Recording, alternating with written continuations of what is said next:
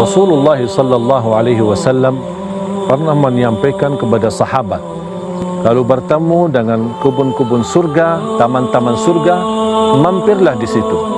Sahabat mulai bertanya, apa itu yang dimaksud ya Rasulullah taman-taman surga? Rasulullah sallallahu alaihi wasallam bersabda, majlis ilmu dan majlis zikir itulah taman-taman surga. Berita gembira bagi setiap muslim dan muslimah, mukmin dan mukminah yang memang mereka mencintai majlis ta'lim, mencintai majlis pertemuan untuk belajar ilmu, majlis zikir kepada Allah Subhanahu wa taala, mencintai majlis ta'lim. Melalui bersabda Rasulullah SAW di hadis yang sahih, ma jalasa qaumun fi majlisin yatluna kitab Allah, tidak ada satu kaum, jamaah, kelompok duduk di satu majlis, majlis mempelajari kitabullah, majlis belajar ilmu, majlis berzikir, pasti mendapatkan 5 hadiah. Yang pertama, mendapatkan sakinah. Yang kedua, diturunkan rahmat. Yang ketiga, dihadiri oleh malaika. Yang keempat, Allah akan menyebutkan nama kita satu bersatu di sisinya. Itu saking mulianya majlis ta'lim di sisi Allah Subhanahu wa taala. Bahkan lebih daripada itu semua, di ujung majlis Allah Subhanahu wa taala menjadikan malaika saksi atas ampunan dosa-dosa jamaah yang hadir di majlis ilmu. Allah Subhanahu wa taala berfirman di hadis qudsi yang diriwayatkan Imam Ahmad dalam musnadnya, qumu maghfuran lakum. Di ujung majlis itu Allah Subhanahu wa taala berkata kepada hamba-hambanya yang ada di majlis ilmu, kembalilah masing-masing, sudah diampuni segala dosanya. Bahkan di satu riwayat, ushidukum ya malaikati anni qad ghafartu lahum, saksikan wahai malaikaku, aku sudah mengampuni dosa-dosa hamba-hambaku yang ada di majlis ilmu. Begitulah mulianya majlis ta'lim, begitulah mulianya majlis zikir. Oleh karena itu, istiqamah menjaga majlis ta'lim, cintalah majlis ta'lim, cintalah majlis zikir, karena disitulah terdapat ampunan Allah Subhanahu wa taala. Bahkan Allah berkenan menyebut nama kita bersatu-satu. Kalau Allah berkenan menyebut nama kita bersatu-satu, berarti kita semua yang cintai majlis ta'lim dan majlis zikir menjadi orang yang mulia di sisi Allah Subhanahu wa taala. Datanglah sebab ke masjid melangkahkan kaki mendapatkan amal saleh, tazkirah mendekatkan diri kepada Allah, majtama qaumun fi baitin min buyutillah, sekelompok orang berkumpul di rumah Allah, yatsluna kitab Allah, membaca ayat-ayat Allah, wa yatadarasunahu fima bainahum, mengkaji isinya. 3 yang kita lakukan malam ini. Yang pertama, duduk di rumah Allah. Yang kedua, membaca ayat-ayat Allah. Yang ketiga, mengkaji isinya. Maka Allah balas dengan 4. Nazalat alaihimus sakinah, turun ketenangan ke dalam hati. Wasyiyat bihimur rahmah, mereka dikelilingi rahmat Allah. Hafat bihimul malaikah, mereka diliputi malaikat Allah. Wa dzakarahumullahu fiman indah, dibanggakan Allah kepada para malaikat. Amal disebut soleh, amal disebut amal baik jika satu, sesuai dengan syariat, aturan agama. Yang kedua, niatnya harus lillah. Satu, ada sabar dalam menjalankan perintah Allah, ada sabar dalam menjauhi hal-hal yang diharamkan oleh Allah, ada sabar dalam menghadapi musibah. Kata Imam Syafi'i sebagai penutup, jika Allah tidak menurunkan surat lain kecuali surat Al-Asr, maka kata Imam Syafi'i cukup, ini cukup sudah. Kita berpegang kepada surat Al-Asr saja, hidup kita cukup. Bagaimana mengelola waktu dan seterusnya, itu cukup. Assalamualaikum warahmatullahi wabarakatuh. Waalaikumsalam warahmatullahi wabarakatuh. Bismillahi alhamdulillah alladzi alhamdulillah nahmaduhu wa nasta'inuhu wa nastaghfiruh wa na'udzu billahi min syururi anfusina wa min sayyiati a'malina. Man yahdihillahu fala mudhillalah wa may yudlilhu fala hadiyalah. أشهد أن لا إله إلا الله وحده لا شريك له وأشهد أن محمدا عبده ورسوله لا نبي بعده.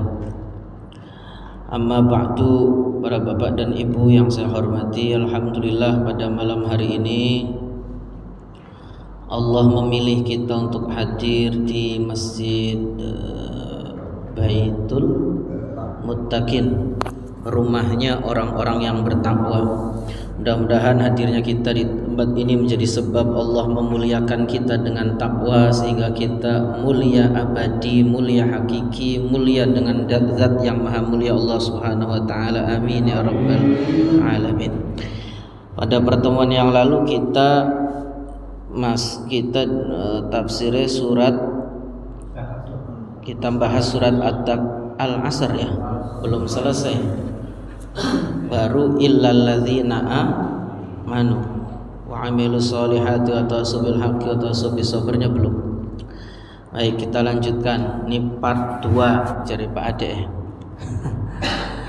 A'udzu billahi minasy syaithanir rajim. A'udzu billahi minasy syaithanir rajim. Bismillahirrahmanirrahim.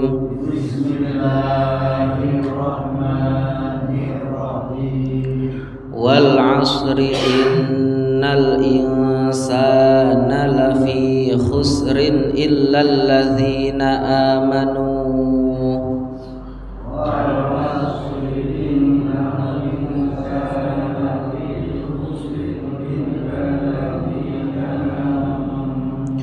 Illalladzina amanu wa 'amilus solihati wa tawassaw bil haqqi wa tawassaw bis sabr.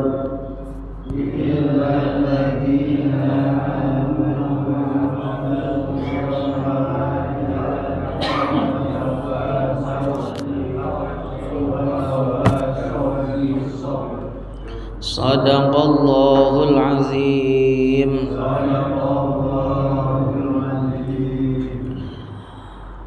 Wal 'asr, demi masa, innal insana lafi khusr, sesungguhnya manusia dalam kerugian.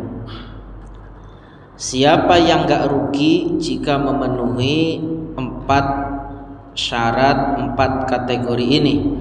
Illalladzina amanu wa 'amilus solihati wa tawassaw bil haqqi wa tawassaw bis sabr. Agar kita tidak termasuk orang yang rugi, ayo kita lakukan 4 perkara ini. Yang pertama, illalladzina amanu, kecuali orang-orang yang beriman. Jadi iman itu dasarnya amal. Setiap amal yang dikerjakan tanpa didasari keimanan kepada Allah, kepada Rasul, malaikat, hari akhir, tertolak ya. Maka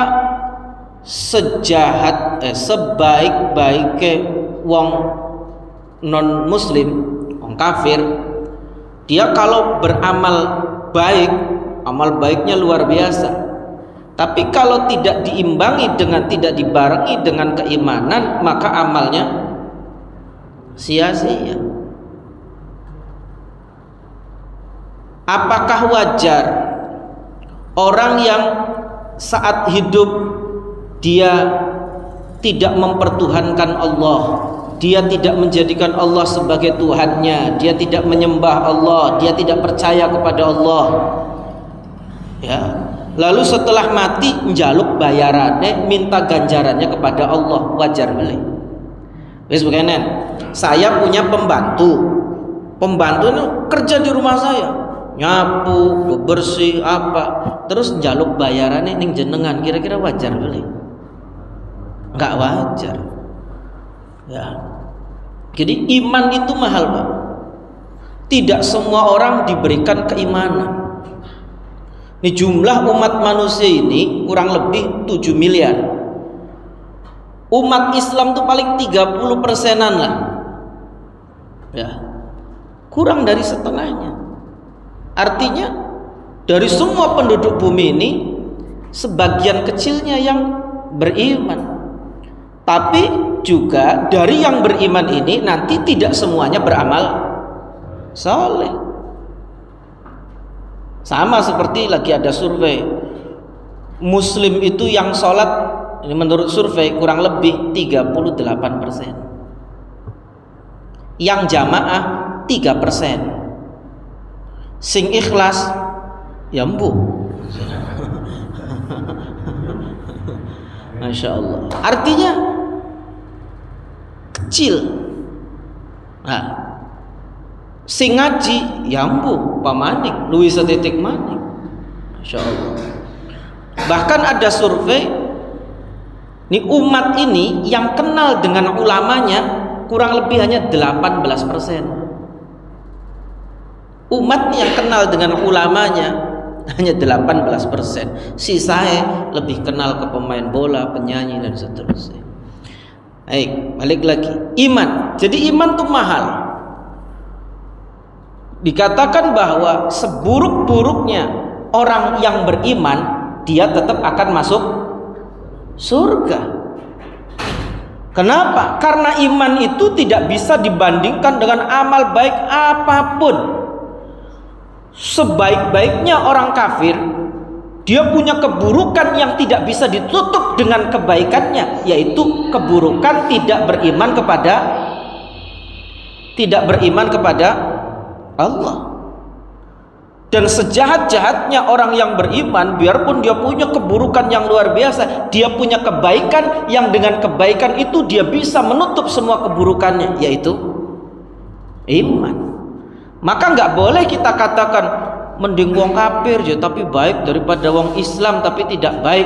Loh, wong Islam tuh walaupun tidak baik, dia punya kebaikan yang tidak dimiliki oleh orang kafir, yang kebaikannya bisa menandingi kebaikannya orang kafir. Bahkan kebaikannya orang kafir tidak bisa menandingi kebaikannya seorang muslim. Apa? Islamnya, imannya. Paham maksudnya? Ya. Ini dalam urusan akhirat loh ya. Urusan dunia ya mungkin lain lagi. Itu. Ini urusan akhirat. Jadi iman Islam tuh ini nggak ada tandingnya, Bang. Itu pondasi. Orang kalau nggak beriman, dia beramal baik, ya hanya dapat balasan di dunia. Dia dipuji sebagai orang baik. Di akhirat dia dapat balasan keringanan siksa, tapi tidak bisa menghindarkan dia dari siksa amal baiknya itu. Ada orang kafir, nggak iman kepada Allah, nggak iman ke Nabi Muhammad, dia baik, tetap masuk neraka, Pak. Nggak bisa masuk surga. Sebab miftahul jannah la ilaha illallah, iman. Ya, nggak bisa dia masuk surga. Tapi tentu kafir yang baik dan kafir yang tidak baik siksanya beda. Tapi sama-sama disiksa sebab kekafirannya. Adapun yang satu sebab kafir dan perbuatan buruknya. Ya, mudah-mudahan Allah tetapkan iman Islam kita. Ya, iman. Jadi imanku pondasi. Orang misalnya nggak daftar kuliah, tapi dia ikut kuliah. Kalau ada jam pelajaran dia ikut masuk, ikut belajar, tapi nggak daftar, nggak terdaftar, Pak. Wah, luar biasa. Ketika dosennya membagi kertas ujian, dia mengerjakan, dikoreksi oleh dosennya, nilainya terbaik. Nah, saat yang lain wisuda, dia tidak akan bisa di wisuda. Kenapa? Tidak terdaftar. Wah, ini nggak adil kampusnya. Ya itu adil karena ente nggak daftar. Orang kalau pengen masuk surga daftar, harus login, pegang kuncinya. Kuncinya adalah iman. Gitu. Ya. Apa iman saja cukup? Tidak. Sebab ana wong, ya ente iman ke Allah, iman. Ke Nabi Muhammad iman, iman. Ke Quran iman, iman. Qadar iman, iman. Kiamat iman, iman. Wis iman kabeh, rukun iman kabeh, iman ngandel. Tapi keimanannya tidak membuahkan amal soleh, itu juga rugi. Karena tidak cukup hanya iman. Kan ada timbangan amal. Ya, fa amma man thaqulat mawazinuhu fahuwa fi 'ishatir radiyah wa amma man khaffat mawazinuhu fa ummuhu hawiyah. Amal kita ini akan ditimbang. Amalnya yang ditimbang. Walaupun kita punya iman, amalnya ditimbang. Ya, ada timbangan amal, maka kita diperintah untuk beramal. Amal itu apa sih? Penggunaan daya manusia. Manusia punya daya pikir, daya fisik, hati, daya hidup, ada daya. Penggunaan daya manusia, ya, arane amal. Saya punya daya bergerak, melihat, berbicara, mikir, kerenteki hati, itu namanya daya. Lah amal itu ada dua, ada amal soleh, ada amal yang baik, ada amal yang buruk. Makanya di sini bukan hanya wa'amilu, tapi wa'amilus lihat amal soleh. Soleh itu apa sih? Soleh itu sesuatu yang jika dikerjakan akan diperoleh manfaat dan kebaikan. Jadi amal soleh itu paling tidak syaratnya dua. Penggunaan daya manusia akan disebut soleh. Dia akan memperoleh manfaat dari amalnya, kebaikan dari amalnya. Syaratnya dua. Yang pertama, amalnya harus sesuai dengan syariat, harus sesuai dengan aturan agama. Kalau nggak sesuai dengan aturan agama, walaupun zahirnya baik, tetap dia nggak boleh. Misalnya, kenapa ente korupsi? Bangun masjid. Wah, bangun masjid kan baik, tapi cara yang diperoleh ini, caranya ini tidak baik, maka nggak jadi baik. Ya, jadi amal soleh itu syaratnya harus sesuai dengan syariat. Kalau tidak sesuai dengan syariat, maka tidak disebut amal baik, biarpun kata orang baik. Misalnya ada orang mencuri, bakar baik hidup, baik itu orang pada ngomong baik itu, wah nggak baik. Sebab jari syariatnya kalau mencuri itu ya hukumannya hanya sebatas potong tangan aja, dibakar. Misal itu pun hanya imam yang boleh melakukan, nggak boleh sembarang orang. Atau misalnya nggak sesuai syariat, sholat maghrib 7 rakaat, wah itu baik ini, tambah banyak tambah baik. Nggak baik, kenapa? Nggak sesuai dengan syariat. 3 ya wis 3, syariatnya begitu kok. Gitu.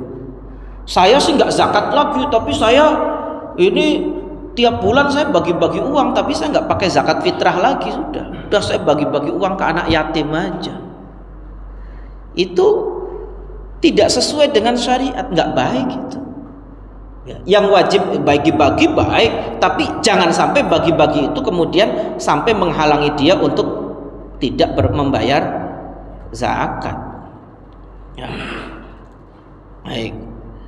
Jadi amal disebut soleh, amal disebut amal baik jika satu sesuai dengan syariat, aturan agama. Yang kedua, niatnya harus lillah, ikhlas. Amalnya baik, sholat baik, baca Quran baik, sesuai dengan syariat, kudu ruku, kudu tumaknina dan seterusnya. Tapi niatnya bukan karena Allah, tidak jadi baik. Ya, tidak menjadi amal soleh. Misalnya saya bagi-bagi karpet masjid, baik itu, sedekah ke masjid, duitnya duit bagus, duit baik, hasil kerja saya. Tapi ternyata ketika pencalonan saya nggak jadi, saya tariki lagi karpetnya, wah berarti bukan lillah ini. Sedekahnya benar, tapi wah niatnya bukan karena Allah.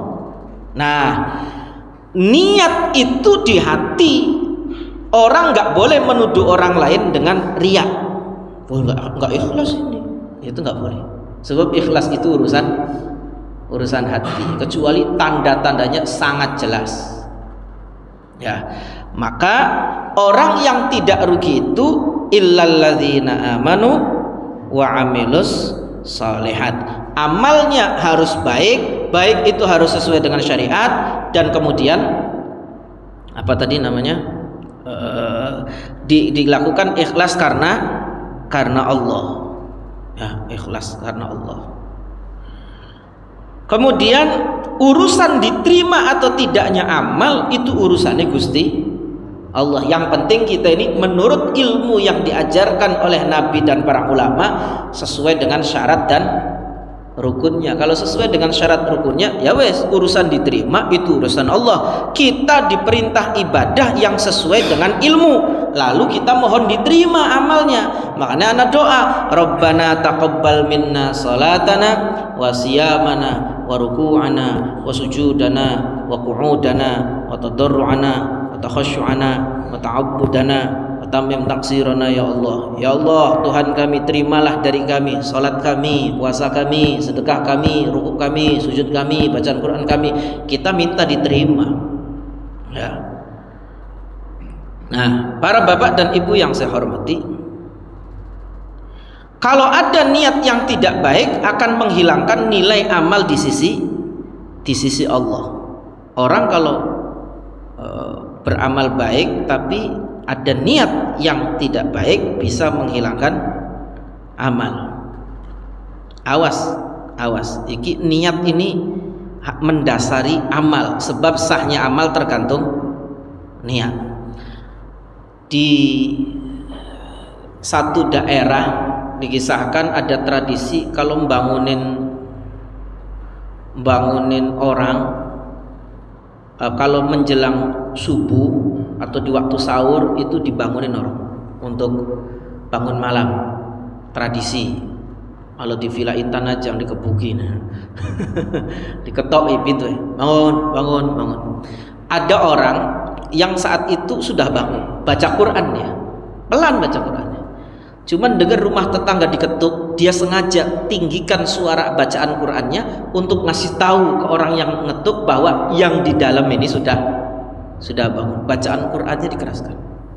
Subhanallah, Allah pengen ngasih pembelajaran orang ini, ya. Di malam harinya dia mimpi kiamat bagi buku catatan amal. Dia buka-buka amalnya, termasuk amal bacaan Quran yang dia baca tadi pagi.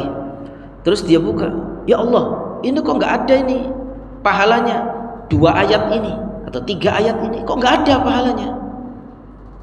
Maka dijawab, sebab kamu lakukan bacaan ayat Quran itu bukan karenaku, tapi pengen didengar oleh orang. Niatnya apa? Pamer, riya.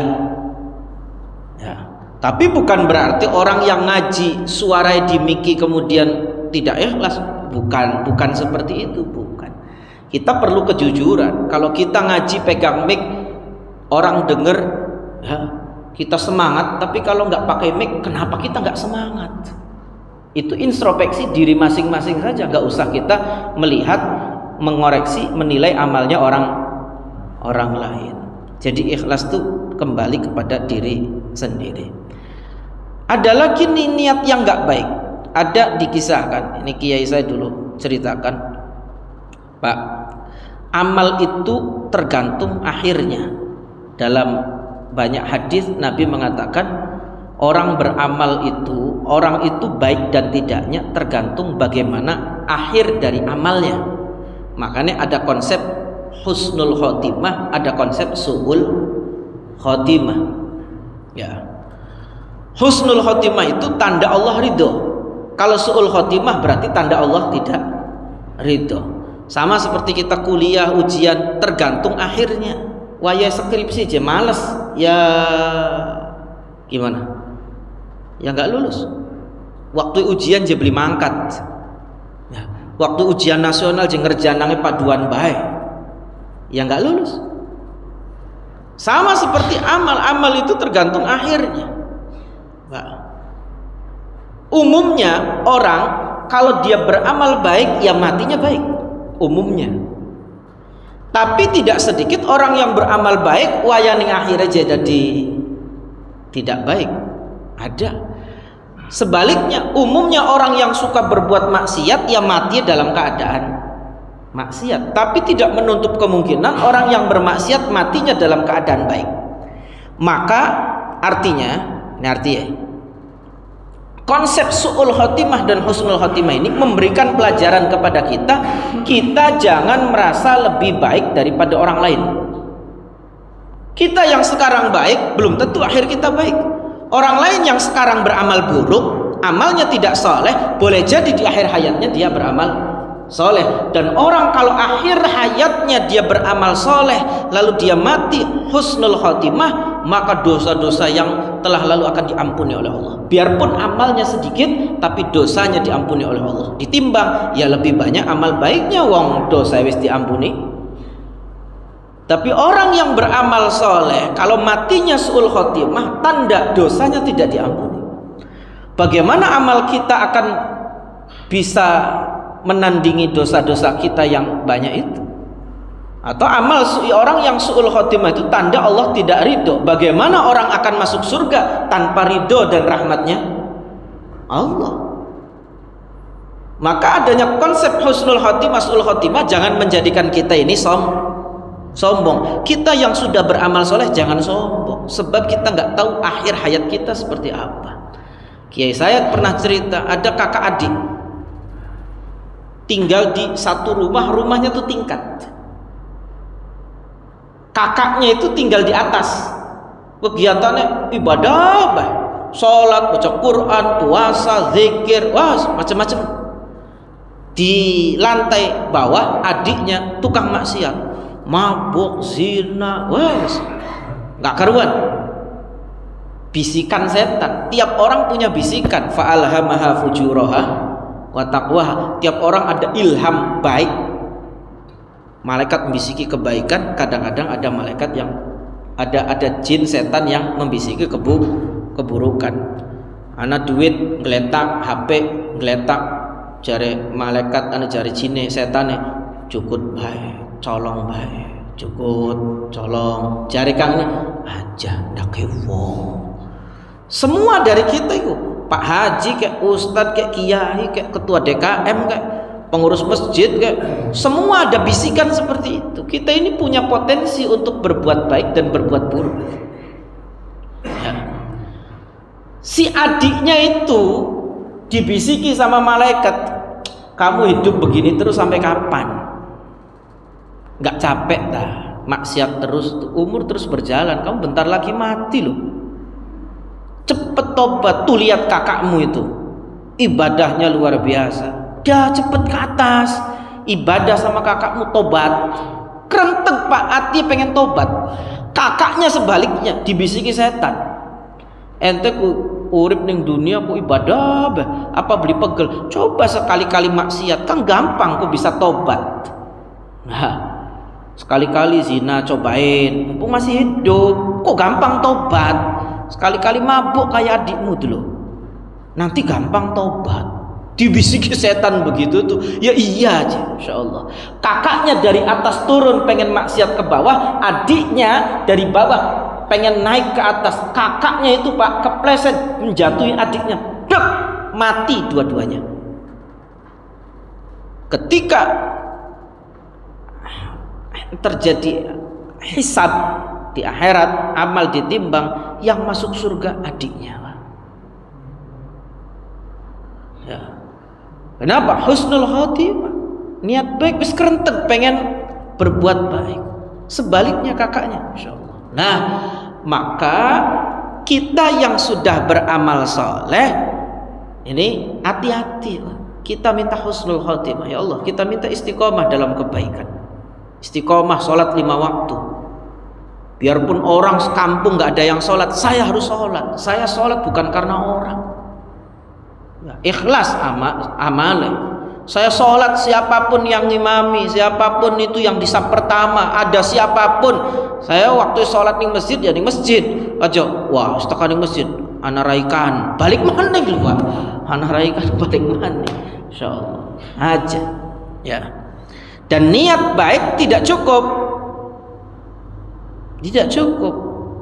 Sing penting kan niate. Lah repot maning baik no. Ya, niat itu harus direalisasikan dengan amal khususnya yang wajib. Kita kan penting kan wis niat sholat bulan puasa. Enda kenapa mangan? Duh kempong men. Kang penting kan kita wis niat. Repot iki.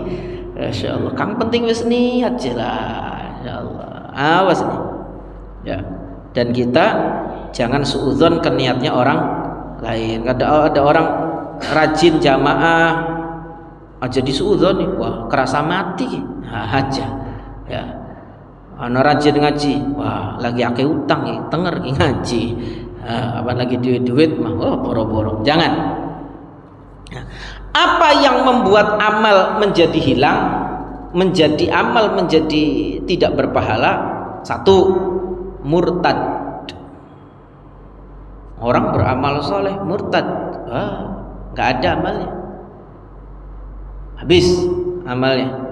Yang kedua, tidak ikhlas, dilakukan bukan karena Allah, habis amalnya. Di antara tidak ikhlas tuh ngundat. Apa ngundat tuh ya? Ngungkit. Ya ayyuhalladzina amanu la tubtilu shadaqatikum bil manni wal adza kalladzi yunfiqu malahu ria'an nas. Orang-orang beriman, jangan kalian membatalkan sedekah-sedekah kalian, amal baik kalian bil manni wal adza, dengan mengungkit-ungkit pemberian kalian. Dulu pernah memberi, kamu ingat nggak dulu pernah saya kasih, sekarang saya minta bantuan. Itu malaikat langsung ngambil tip X atau penghapus seret ya. Wal adza, nyakiti ya. Kalladzi yunfiqu malahu ria'an nas, atau orang yang menginfakkan hartanya, menyedekahkan tapi dia pengen dilihat oleh orang, habis itu pahalanya. Amal. Dan amal itu ada dua paling tidak, ada amal dengan perbuatan, ya, ada amal dengan hati, ya, ada amal dengan perbuatan, ada amal dengan hati, ada amalan hati. Amal itu ada yang wajib, ada yang sunnah, yang berpahala ini. Tentu amalan wajib ya lebih utama daripada amalan sunnah. Ya. Lalu kemudian ada amalan-amalan sunnah yang lebih utama daripada amalan wajib. Ngucap salam hukumnya sunnah, jawabnya wajib. Lebih utama mengucapkan salam atau jawab salam? Mengucapkan salam.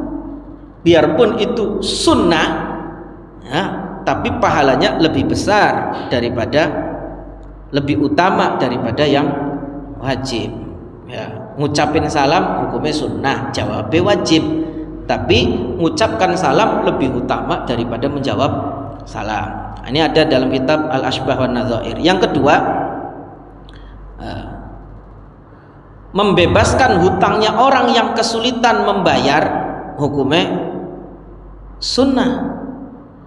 Itu lebih utama daripada memberi tenggang waktu membayar hutang yang hukumnya wajib. Kalau ada orang hutang ke kita, jatuh tempo orangnya nggak bisa bayar, itu Pak, kita wajib memberikan tenggang waktu, tambahan tempo. Tapi itu kan wajib, berpahala. Tapi membebaskan hutangnya orang itu kan tidak wajib, sunnah. Itu lebih utama daripada memberikan tenggang waktu. Cuman ya abot, masa wis harus bayar maning wis kan abot. Ya. Walaupun tidak wajib, sunnah, tapi pahalanya lebih utama. Yang ketiga, azan hukumnya sunnah. Ya. Kalau imam hukumnya fardu kifayah. Fardu kifayah. Jadi luwih utama wong azan tak dari imam. Luwih utama muadzin tak imam. Ini kata kitab Al-Ashbah wan Nadzair, lebih utama orang azan. Sebab dengan orang azan orang pada datang semua, dan orang azan itu akan memperoleh pahalanya orang yang datang untuk sholat. Tapi rebutan ini ya. Tapi sebagian ulama mengatakan ya enggak, lebih utama imam, sebab Nabi Muhammad gak pernah azan, pernah imam. Dijawab lagi sama yang ini, ya enggak, Nabi Muhammad si pengecualian. Kalau Nabi Muhammad azan wajib orang datang, kalau enggak wajib dosa besar. Sebab Nabi yang manggil kok enggak datang ya. Yang keempat, wudu sebelum masuk waktu sholat itu hukumnya sunnah. Tapi kalau setelah masuk waktu sholat pengen sholat, wudunya menjadi wajib. Wong arep sholat kudu wudunya wajib. Lebih utama wudu sebelum masuk waktu sholat, itu pahalanya lebih besar. Baik, para bapak dan ibu yang saya hormati, apa cukup iman dan beramal soleh? Tidak, harus watawasau bil haq. Watawa itu maknanya saling, wasoku wasiat, menyuruh baik orang lain dengan terus menerus ya, tidak bosan-bosan. Jadi menasehati, menyuruh orang, saling menasehati tentang kebaikan terus menerus, dan jangan pernah bosan. Menasehati orang itu sampai dia mati atau kita yang mati ya. Nasehati, kewajiban kita nasehati. Eling beli pujare kono, kita nasehati 1-2 orang, kita nasehati enggak mau, terus akhirnya saya pensiun jadi penasehat. Biarin aja orang-orang sih, itu enggak boleh. Memang ada orang-orang yang wah ini orang enggak bisa dinasehati, saya enggak mau buang-buang energi nih, mending saya kasih nasihat orang lain yang mau dengerin saya, daripada ini saya buang-buang energi ana wong mokonon. Wa tawasau bil haq, saling menasehati tentang al haq. Bil haq, hak itu artinya mantap, tidak berubah, diartikan kebenaran ya. Kebenaran itu Allah, maknanya al haq itu Allah. Sebab kadang-kadang ada kebenaran itu kebenaran yang mutlak, ada kebenaran yang relatif. Maknanya nasihatilah, saling menasehatilah bil haq, tentang ajaran agama dari Allah yang mantap, tentang wujudnya Allah, tentang agama, tentang akhirat, tentang kebaikan. Dan jangan putus asa dalam menasehati orang. Ada orang Pak mukuli batu, mecahkan batu, itu dipukul sampai 99 kali oleh pemuda, itu nggak pecah. Lalu dia putus asa, wah bisa pegel, udah hitungannya seperti hitungan Asmaul Husna, nggak pecah juga. Ada kakek-kakek lewat, lagi apa pemuda, ente kelihatan capek sekali, ini mecahin batu kayak nggak bisa pecah, nggak pecah-pecah udah 99 kali. Sini saya coba. Ketawa pemuda, kayak saya yang kuat aja nggak pecah kok. Coba dulu, kata kakeknya.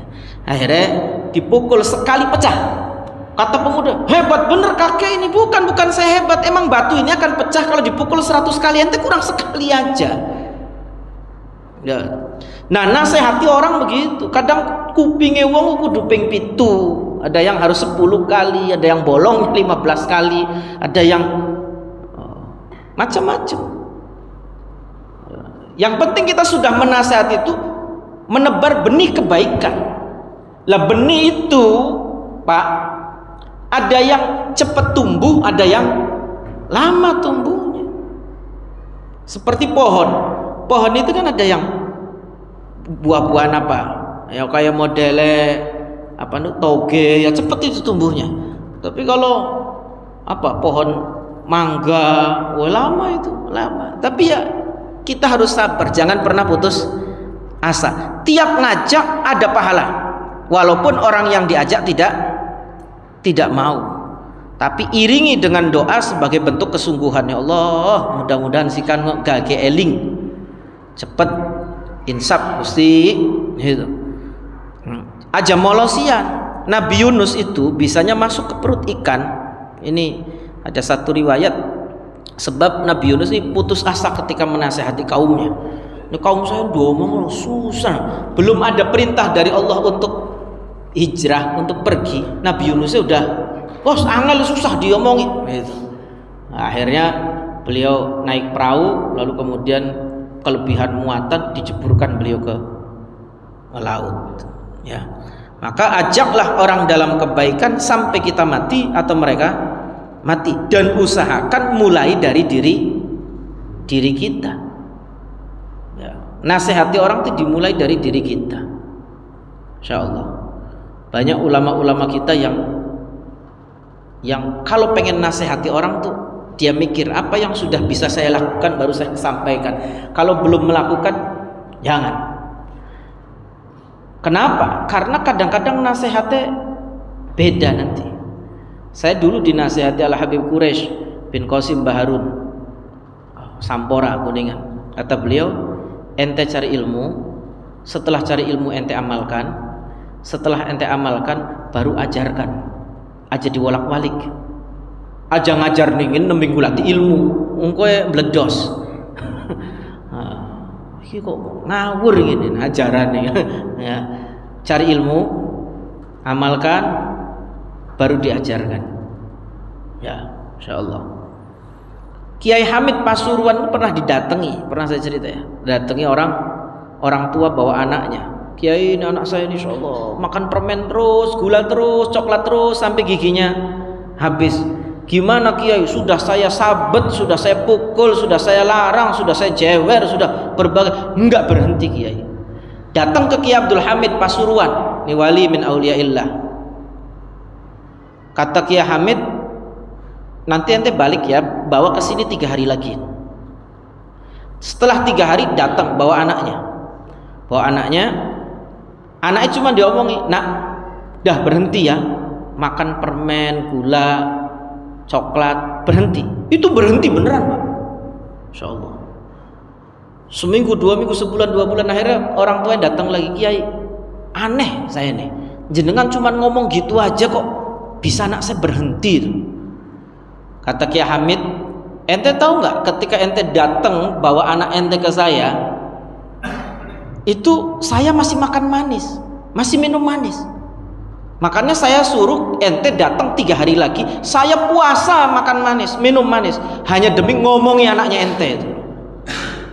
Ya, demi ngomongi anaknya ente. Ya, alhamdulillah. Maka dimulai dari diri sendiri. Tapi bukan berarti kalau ada guru, ustadz, kiai, syekh yang ngajari kitanya nggak berubah, wah berarti orang hebat. Bukan, kadang-kadang kita yang sendablek. Sebab kayak apa hebatnya Kanjeng Nabi Muhammad, Abu Jahal gak jadi iman Pak, Abu Lahab gak jadi iman. Bukan salah Nabi Muhammadnya, emang kok hati wis tertutup. Khatamallahu ala qulubihim, Allah tutup hatinya. Nah jadi kalau kita ini dengar pengajian dari siapapun lalu kita nggak tergerak, ada apa di hati kita ini? Tapi kalau kita yang menjadi penceramah, pemberi materi, harus dimulai dari diri kita. Kita pengen menasehati orang, dimulai dari diri kita. Tapi kalau ada orang menasehati kita, kok kita nggak mau, ada apa di hati kita ini? Kalau gitu, ya, kita rugi Pak. Kalau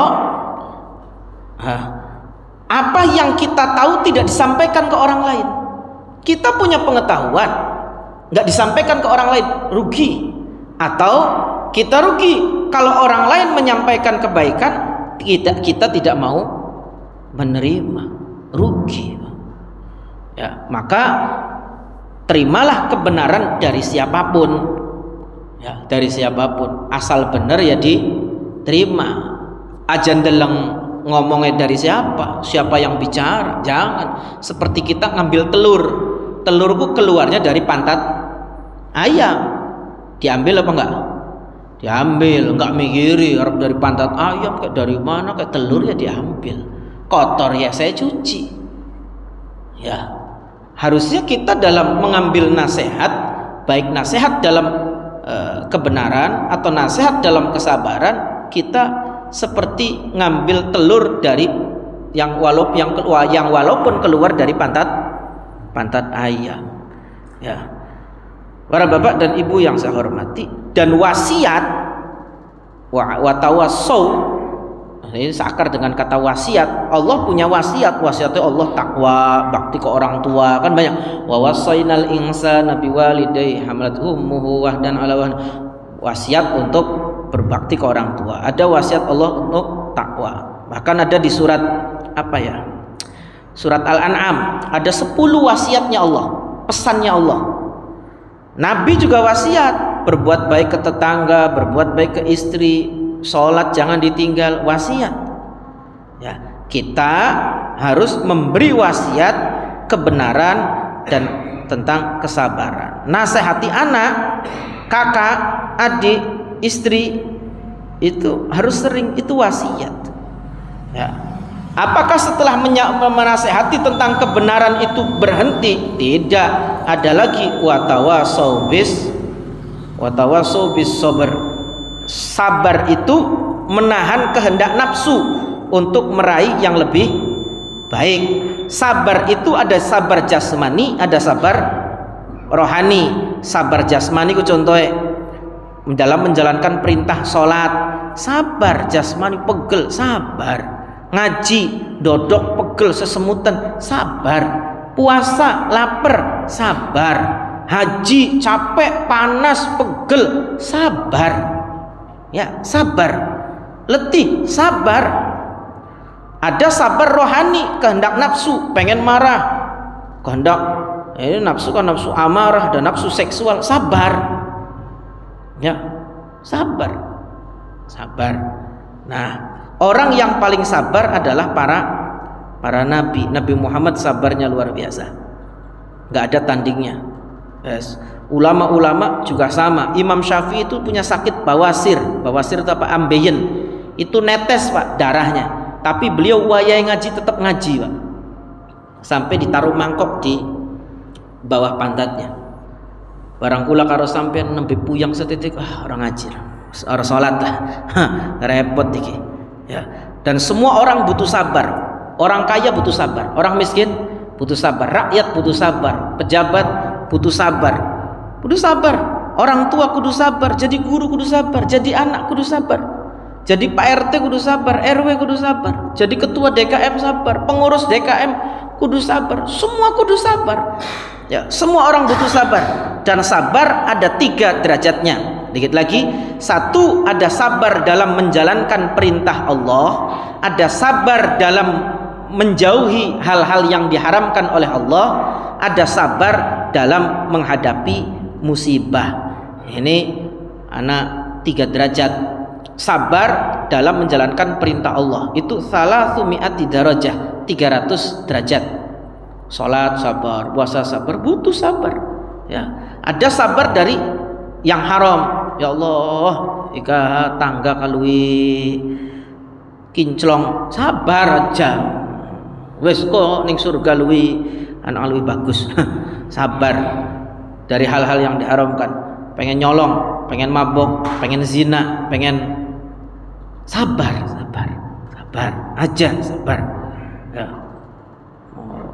Dibikin marah, pengen membunuh, pengen memukul, sabar.